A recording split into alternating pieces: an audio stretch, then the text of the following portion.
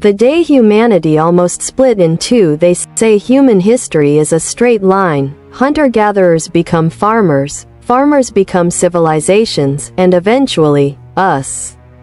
But what if that's not true? What if, at one moment in the distant past, humanity almost became two different species? This is a story buried so deep in our evolution that most textbooks skip it. And most documentaries won't touch it. But it's a story that explains why humans think the way we do, why we fear the dark, why we form tribes, and maybe even why history repeats itself.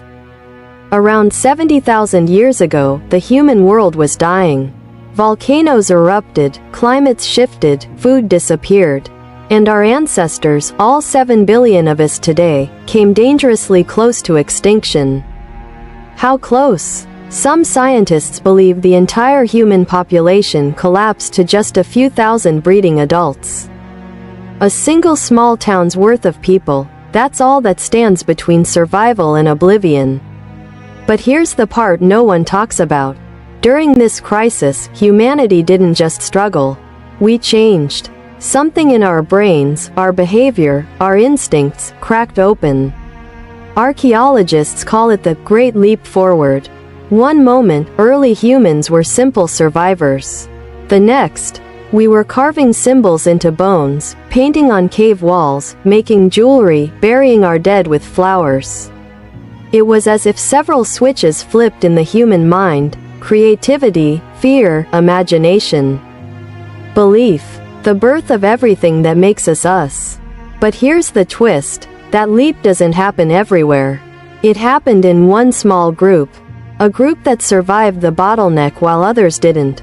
A group whose descendants eventually spread across the world, carrying this new, strange, powerful way of thinking.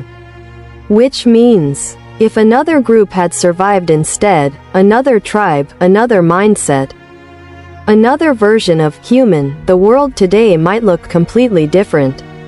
Different languages, different beliefs, different empires, different histories. We almost became two species, two futures. Two civilizations evolving side by side. One creative, symbolic, imaginative. The other, still human, but entirely different in psychology, in culture, in vision. Imagine a world where humanity is not one story, but two. Two paths, two minds, two versions of our destiny competing on the same planet. But only one survived. And that raises an uncomfortable question. Did humans become the dominant species because we were smarter, or because we were more ruthless? Because this great leap wasn't just about art and imagination. It was also the birth of tribalism, strategy, coordinated violence, the ability to plan, deceive, and eliminate rivals.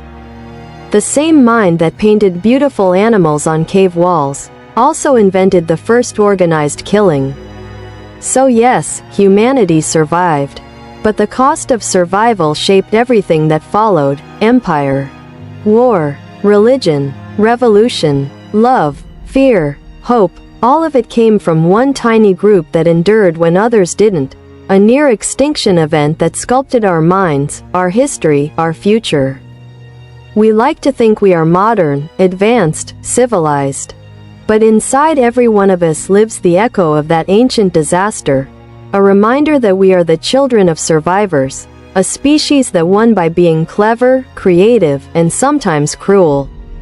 And maybe the real mystery isn't how humanity almost went extinct, but what version of humanity we might have become if history had taken even the slightest different turn.